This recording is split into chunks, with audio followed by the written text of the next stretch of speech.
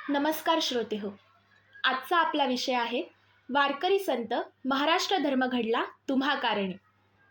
महाराष्ट्र ही संतांची भूमी आहे असं आपण म्हणतो, कारण महाराष्ट्र धर्म वाढवण्याचं काम या महनीय संतांनी केलं.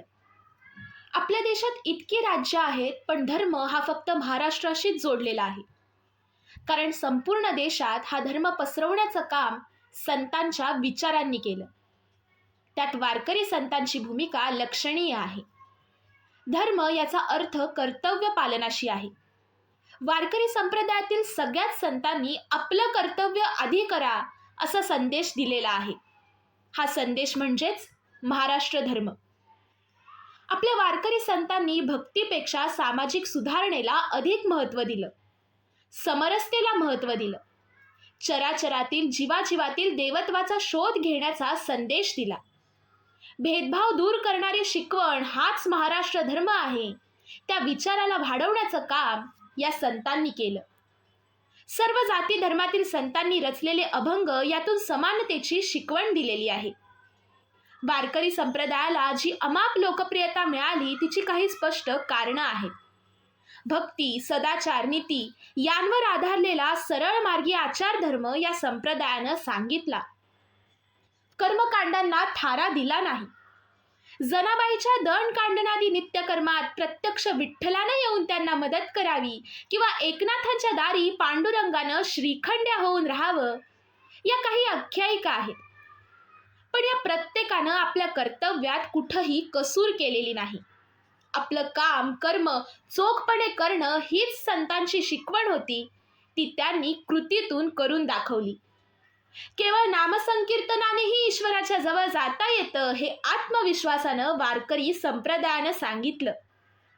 कर्म हाच आपला खरा धर्म आहे हे सांगणारा महाराष्ट्र धर्म ज्ञानेश्वरांनी जाणला होता. सामान्य माणूस हाच या पंथाचा कायम आधार राहिला. लोकसंग्रह हे या पंथाचं वैशिष्ट्य राहिलं. प्रत्येक वारकरी आपापली कामं करूनच उदरनिर्वाह करीत असल्यामुळं भिक्षावृत्तीला या पंथानं थारा दिला नाही. या पंथानं अज्ञानावर आधारलेल्या उपासनेचा निषेध केला. म्हणूनच पुरोगामी महाराष्ट्राची बीजं वारकरी संतांनी रोवली. हाच तो महाराष्ट्र धर्म. अंधारातून उजेडाकडं म्हणजे अज्ञानातून ज्ञानाकडं घेऊन जाणाऱ्या संतांचा विचार हाच महाराष्ट्र धर्म आहे. कर्म कर्तव्य करण्याचा संदेश देणारा महाराष्ट्र धर्म हा वारकरी संतांनी पोहोचवला, वाढवला. महाराष्ट्र धर्म म्हणजे समानतेचा संदेश. भेदाभेदाच्या भिंती दूर करणं हा या धर्माचा विचार. वर्ण अभिमान विसरली याती, एक एका लोटांगणी जाती. वर्ण हा तर या धर्माचा संदेश आहे. त्यामुळं महाराष्ट्र घडवण्यात आणि महाराष्ट्राचा हा धर्म विचार पोहोचवण्यात वारकरी संतांची कामगिरी महत्त्वपूर्ण आहे. वारकरी संतांच्या विचाराशिवाय महाराष्ट्र अपूर्ण आहे.